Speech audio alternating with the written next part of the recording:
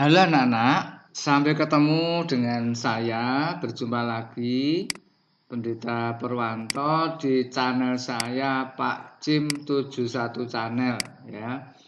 Saya akan menyampaikan materi pendidikan agama Kristen dan budi pekerti kelas 6 SD, pelajaran ke-9, judulnya bermain sambil memuliakan Tuhan. Nanti dengan presentasi PowerPoint melalui slideshow dengan animasi-animasi yang menarik, kira-kira seperti ini. Silahkan kalian bersiap-siap dulu untuk menyiapkan bahan bacaan berupa Alkitab, ya. Kemudian jangan lupa sertakan buku catatan yang diperlukan, termasuk siapkan bolpen atau pensil, ya. Oke, kalian sudah siap? Saya akan menayangkan animasi slide PowerPoint dengan slideshow ya. Tunggu sebentar nih.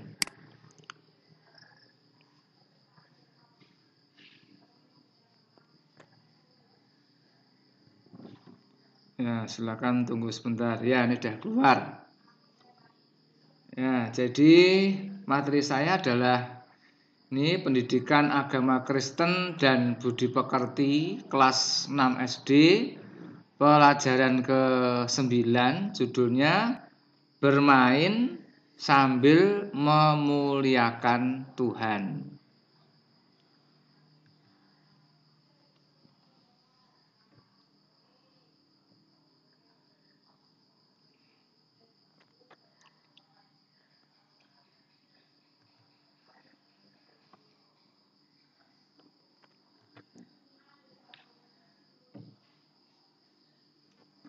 Sebagai bahan bacaannya, silahkan kalian siapkan dari kitab atau surat Paulus kepada jemaat di Efesus pasal 4 ayat 29 sampai 32.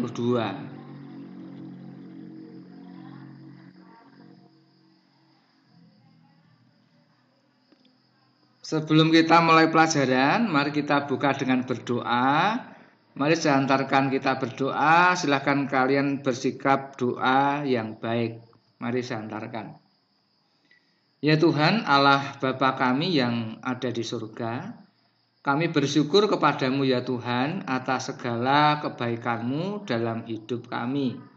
Berkatilah kami ya Tuhan agar kami memahami kehendak firman-Mu pada pelajaran hari ini, sehingga kami menjadi anak-anak Tuhan yang selalu memuliakan nama-Mu dalam segala aktivitas kehidupan sehari-hari, dalam belajar, bermain, dan bantu orang tua.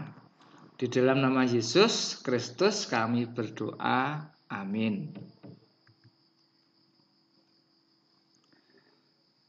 Sebelum lebih lanjut menyaksikan video saya, jangan lupa untuk menekan tombol like, kemudian tombol subscribe, lalu tombol loncengnya, dan share atau bagikan video ini pada teman-teman kamu. Sekarang untuk penjabaran bab 9 dengan judul bermain sambil memuliakan Tuhan akan dijabarkan sebagai berikut. Pada bagian A nanti pengantar. Kemudian pada bagian B mendalami cerita Alkitab. Pada bagian C memahami makna bermain sambil memuliakan Tuhan. Kemudian pada bagian D pendalaman materi bermain sambil memuliakan Tuhan. Pada bagian E menghayati bermain sambil memuliakan Tuhan. Dan pada bagian F adalah rangkuman.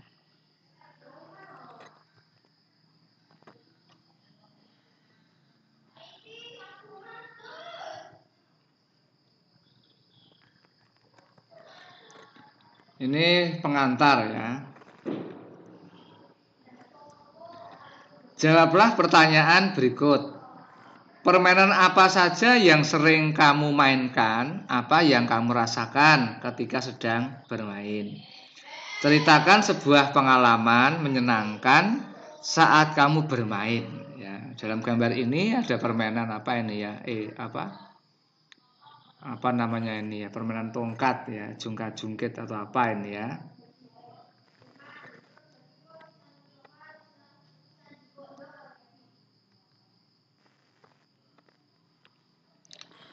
Sekarang akan mendalami sebuah cerita. Ini ada sebuah cerita ya. Setiap Sabtu sore, Anto, Erma, dan Jody bermain sepeda. Ketika sedang bersepeda, mereka melihat seorang kakek terjatuh. Mereka berhenti dan menolongnya. Erma langsung mengeluarkan botol minumannya, sementara Anto dan Jody memegang tangan kakek itu untuk berdiri dan memapahnya menuju kursi taman. Sang kakek dibiarkan duduk untuk menenangkan diri. Sang kakek belum terlalu kuat untuk berjalan, kepalanya masih pusing. Anto segera mengayuh sepedanya menuju rumah sang kakek dan memberitahu Pak Agus. Pak Agus sangat berterima kasih kepada Anto karena telah membantu ayahnya. Pak Agus pun bergegas menjemput ayahnya.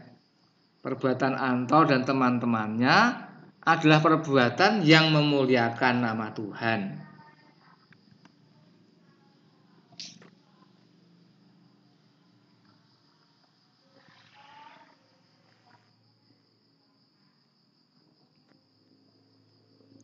Sekarang kita akan bahas bagaimana memahami makna bermain sambil memuliakan Tuhan. Jawablah pertanyaan-pertanyaan berikut ini. 1. Apa yang dilakukan oleh Anto dan teman-temannya ketika sedang bermain sepeda? Mengapa mereka melakukan hal tersebut? 2. Pernahkah kamu menolong orang lain ketika sedang bermain? Ceritakan pengalamanmu.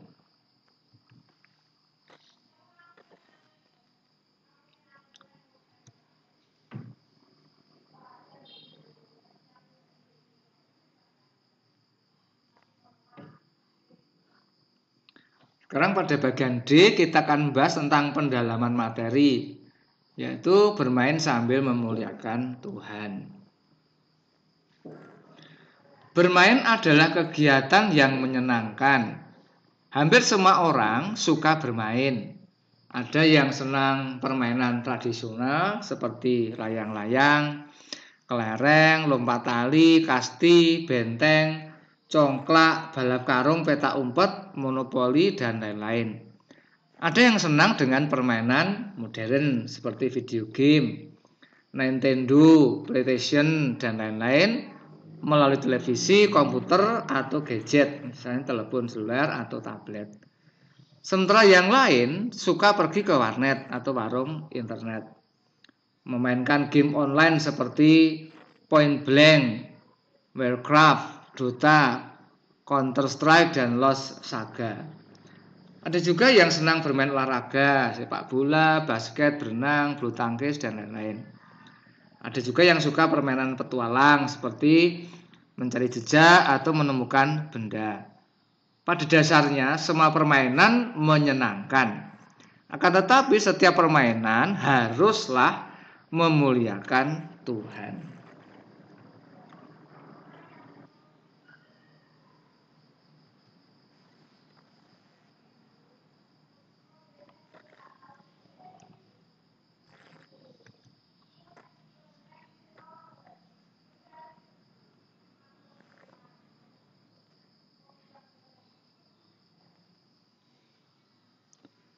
Tahukah kamu setiap permainan memiliki dampak positif maupun negatif?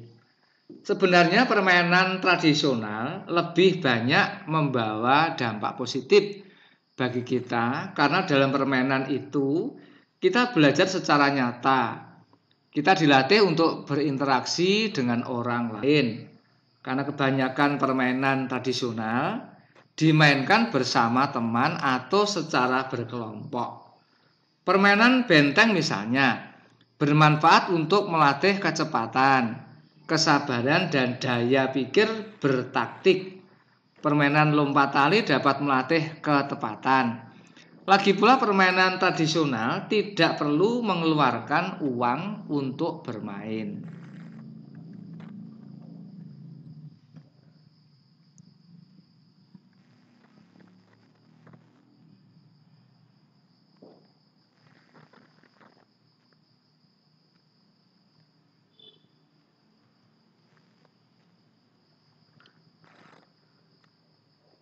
Permainan modern game online memiliki dampak positif dan negatif.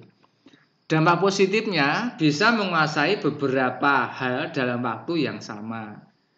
Menguasai komputer dan teknologi dengan baik. Dampak negatifnya kecanduan, lupa waktu. Jika belum memiliki penghasilan sendiri, terkadang berani mengambil uang orang tua untuk bermain di warnet. Membutuhkan uang untuk membeli atau menyewa. Sering bolos sekolah hanya untuk bermain game. Menyebabkan gangguan kesehatan, kerusakan pada mata karena terlalu lama berada di depan layar monitor.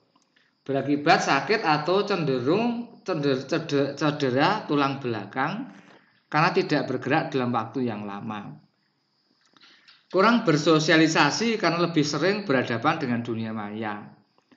Memicu sifat egoistis dan individualistis. Dapat menimbulkan rasa jengkel yang berlebihan, bahkan bisa berlarut-larut karena lawan bermainnya adalah mesin.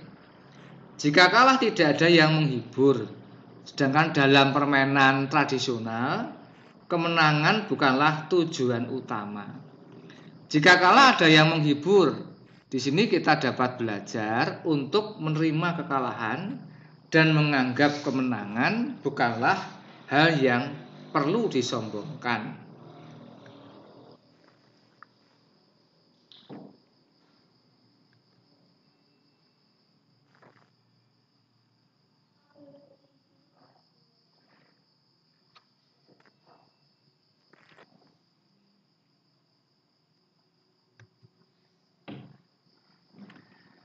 Bagaimana cara kita memuliakan Tuhan saat bermain atau sambil bermain?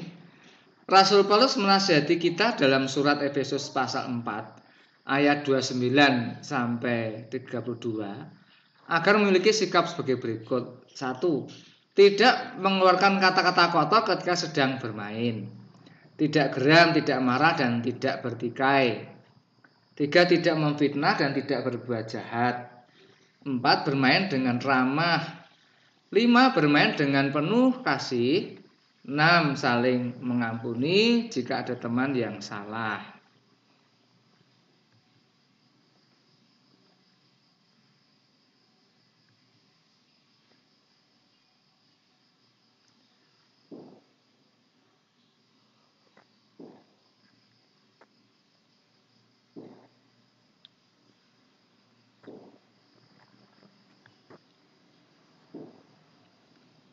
Ketika bermain, kita tidak boleh mengeluarkan kata-kata yang kotor. Seandainya tidak menang, kita harus berjiwa besar untuk menerima kekalahan. Kita tidak perlu marah atau geram kepada lawan main kita, apalagi sampai bermusuhan. Itu bukanlah perbuatan yang dikehendaki Allah. Bermainlah dengan jujur, jangan melakukan kecurangan hanya untuk menang. Apalah artinya kemenangan jika kita melakukan tindakan yang menyedihkan hati Tuhan?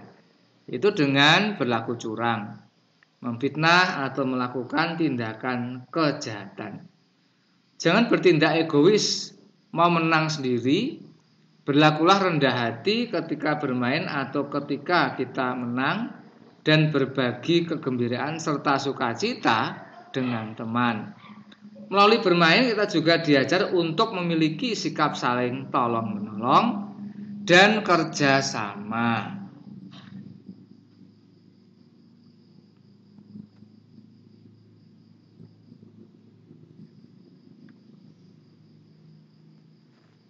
Ini masih pendalaman materi tentang bermain sambil memuliakan Tuhan. Pada akhirnya sikap saling mengampuni juga harus tercermin saat kita bermain.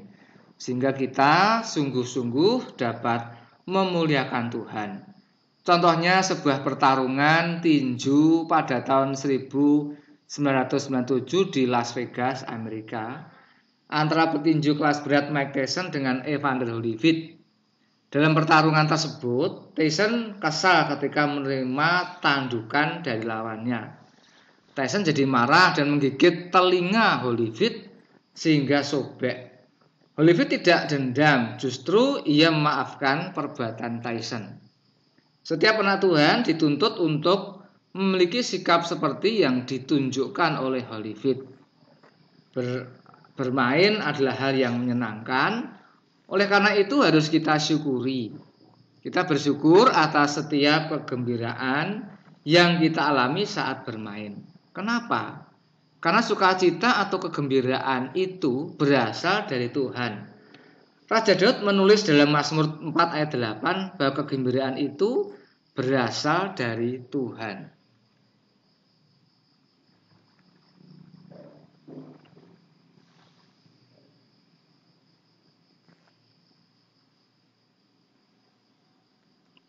Sekarang kita akan menghayati makna bermain sambil memuliakan Tuhan.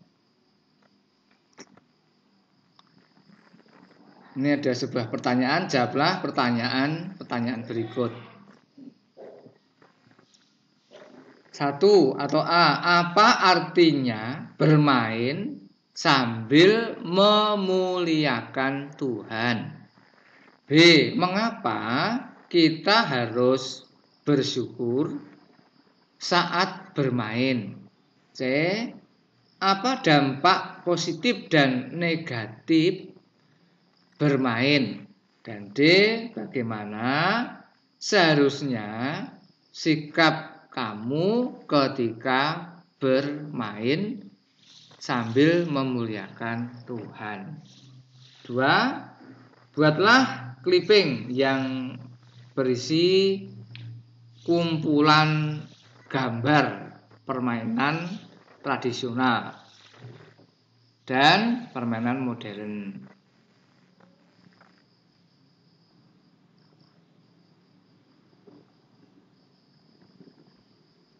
Sekarang yang terakhir rangkuman. Bermain adalah hal yang menyenangkan. Oleh karena itu harus kita syukuri. Dengan bermain kita dapat memuliakan Tuhan. Permainan yang memuliakan Tuhan adalah permainan yang memberi pengaruh yang baik dan memberi dampak positif bagi kita.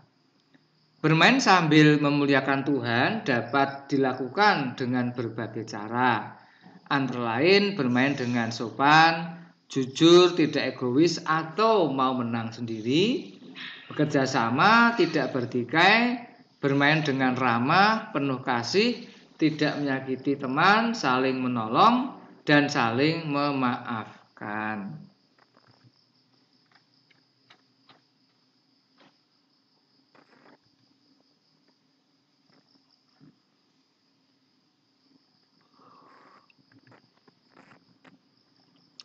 Ya, demikian dahulu pelajaran kita kali ini. Sampai jumpa pada kesempatan berikutnya. Tuhan Yesus memberkati. Amin.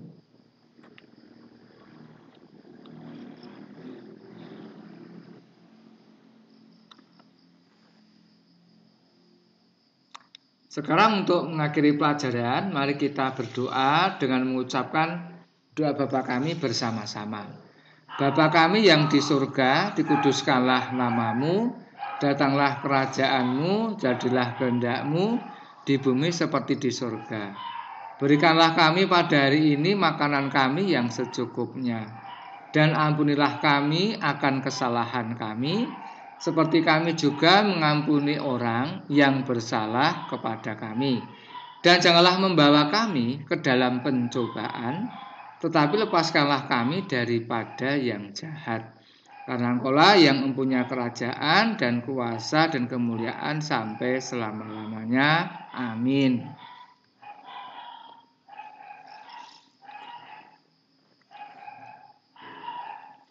Sekarang untuk menghayati terus atau mengingat terus warisan ajaran gereja awal atau gereja perdana, kita ucapkan bersama-sama 12 pengakuan iman rasuli.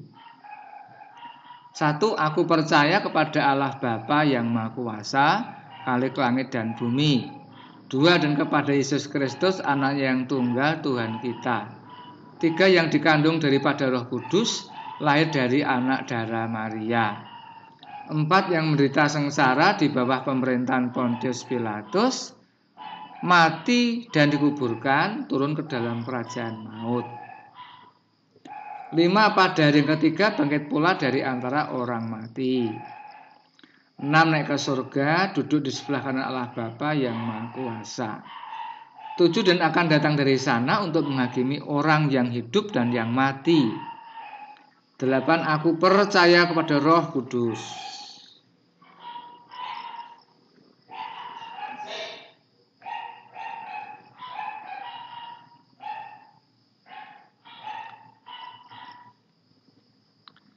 Sembilan, gereja yang kudus dan am, persekutuan orang kudus. 10, pengampunan dosa. 11, kebangkitan daging. 12, dan hidup yang kekal. Nah, demikian sekali lagi telah menyaksikan video saya. Jangan lupa untuk kembali menekan tombol like, kemudian tombol subscribe-nya, tombol loncengnya, kemudian jangan lupa dibagikan atau di-share.